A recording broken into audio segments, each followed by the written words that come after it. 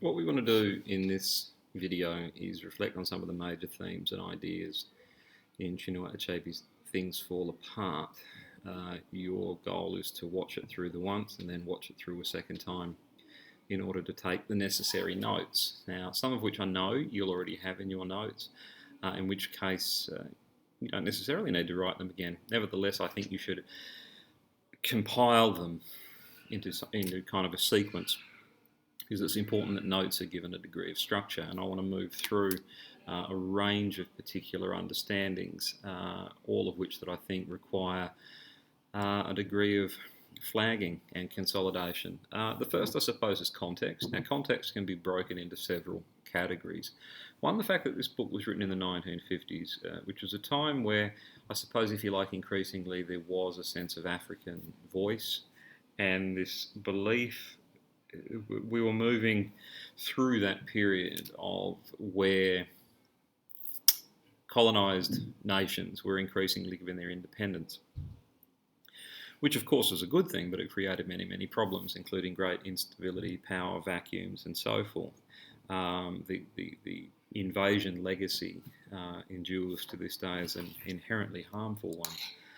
And I think one of the things that Achebe was doing was giving voice to the invasion experience from an African point of view, which had not previously been heard. And that is one of the key tenets of the concept of post-colonial literature, the idea that those who were colonised, which was the accepted term and remains the term used in a literary device, we speak of post-colonial literature, not post-invasion literature. One of the things that Achebe was doing was giving voice to the African side of that experience, which hadn't previously been heard. What we note through doing that, I suppose, is that it's quite insidious, in that it comes initially through the missionaries, which at first appear odd, annoying, but inherently harmless, through to the legal structures and the laws and institutions which progressively suppressed, bit by bit, more and more people moving to a Western-style education, which slowly eroded tradition and language, and of course industries and other forms of exploitation made their way in, which slowly but surely eradicated a great deal, not all, but a great deal of the traditional way of life. Achebe was not only, I suppose, providing a documented experience of culture as he understood it, but he was also challenging some of the pre-existing Eurocentric understandings of culture, which of course he saw in books like Heart of Darkness and many of the other, whether they be adventure-style texts, where Africa was kind of this vast space to discover treasure or make your fortune or find out if you were truly a man and these sorts of things, or this kind of, this blank tapestry. This Africa had an incredible otherness to it in the European mindset, and at best the native inhabitants were regarded as primitive, at worst, and often they were regarded as savages.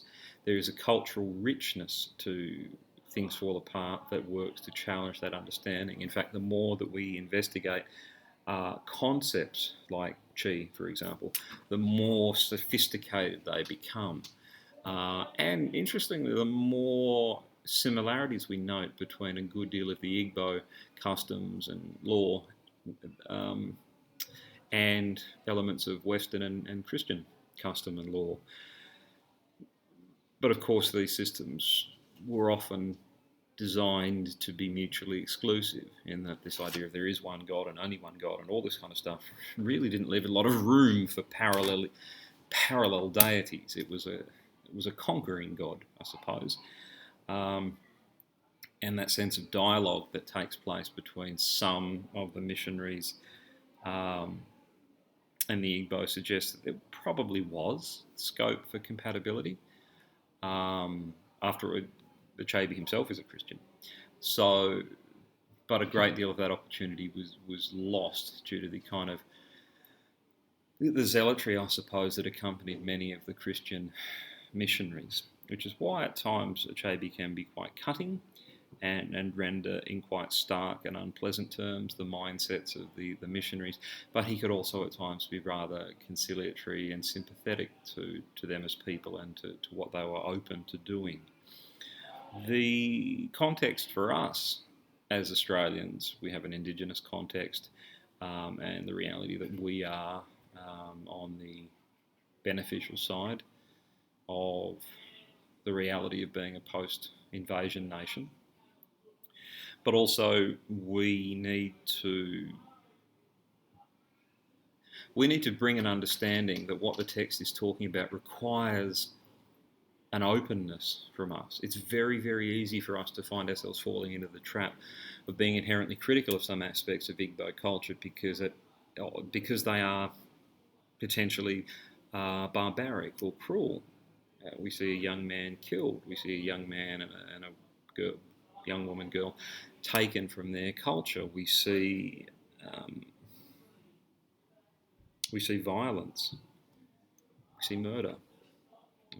Babies, and these things, when you bring them into what we would like to think, I suppose, a concept of natural law, they seem unable to withstand scrutiny. And perhaps that is true. Maybe they don't withstand scrutiny. But nevertheless, we need to be careful of where we stand as scrutinisers, in that many people could look at our culture from an external perspective and question a great deal of it. So the idea of how, when we are very quick to judge another culture, we are perhaps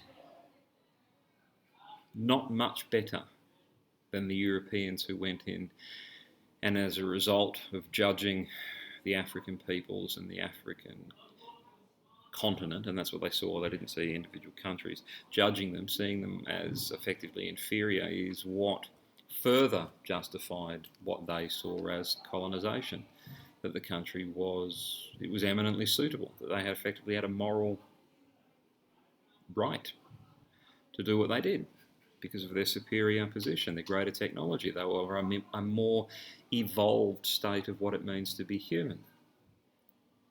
So, when we actually think about those things, these are contextual considerations, we then bring our focus into exactly what Achebe is doing. And what Achebe is doing is he is exploring elements, I suppose, of the rise and fall of Igbo culture through the journey of his very flawed character, Okonkwo. Okonkwo is this man who strives heavily to articulate the strongest form of, or most fully developed sense of masculine dominance as he can, which seems a direct product of the failings of his own father to adhere to the traditional means of attaining status and success, wealth and so forth, and as a result he was seen in somewhat feminine terms, and I think that fairly understandably caused Okonkwo quite a degree of embarrassment. He was determined to succeed on his own merits, and what we have is a man not only very driven, but a man for whom pride is a central tenet to his psyche, and we see that in his desire for particular titles, we see that in his choice of wives, his treatment of his wives, his treatment of his son, and even, I suppose, the degree of admiration he has for his daughter. Yes, his daughter does sound extraordinary, but what he values the most about his daughter is her ability to understand him. So he's still approaching his daughter in fairly egocentric terms.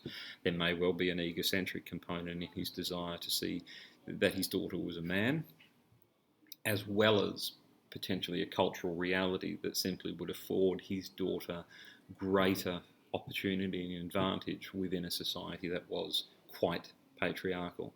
And I say quite patriarchal because it's important to understand that this was not an entirely one-sided society. Yes, it had polygamy. Yes, it had male strength. Yes, it had men who presided as elders, but it also had female oracles. It also had wives who had a degree of independence, who were protected by their husbands, who could leave aggressive husbands, and for whom a great deal of cultural and spiritual knowledge was invested in the form of oracles. Let's not forget, mother is supreme. So we must be careful to lean one way or the other too much. And we can't say that domestic violence was condoned in Igbo culture. It wasn't. There was a trial to address it. It's not condoned in our culture, but of course, as we see all too often in far too many news stories and statistics, it happens. Again, this is an area where we need to be cautious in the exercising of judgment. Given that so much of the text is focused on the story of Okonkwo and effectively his downfall, which I suppose is sort of progressive in that he makes multiple mistakes, he struggles to adhere to rules, he experiences exile, and in the end finally takes his own life. What we see is increasingly a man out of step with his time, or perhaps out of step with the values of his time. He seems to lack he has no real facility for conciliation, for compromise. That seems sort of foreign to Okonkwo's mindset. And any form of cultural connection where you have more than a monoculture is going to require some degree of compromise and change. And that was something that Okonkwo found incredibly difficult to do. I think in many ways he would have viewed that kind of change that he wasn't 100% in charge of, as one of the many forms of weakness, which he was afraid. And I think the story really sort of does tell us that Igbo culture was not perfect. It has flaws and problems and pitfalls like every other society. Achebe did not present an idealised, paradise-styled depiction of Igbo culture. He did not do that. It was not like a Garden of Eden and then, along comes the serpent and rips it apart. It wasn't that at all. It had its issues. But what's significant, though, is that change came, whether it wanted it or not, whether it was right or not. And once it did, that world was never going to be the same. Things did fall apart, for better or worse, right and wrong.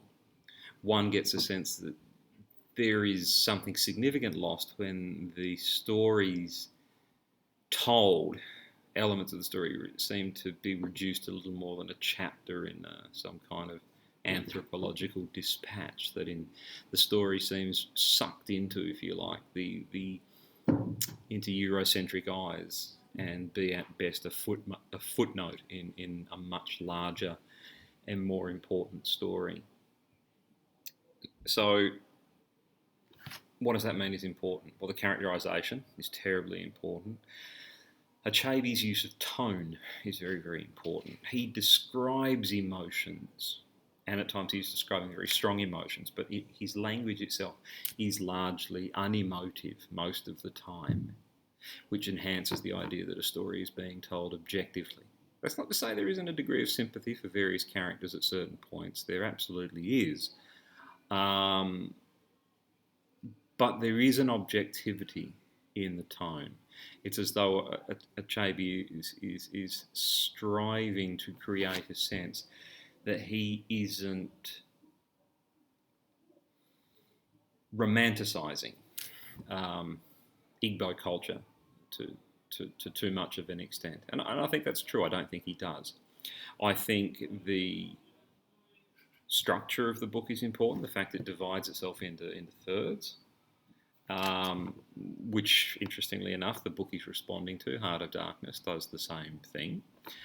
And I think we also need to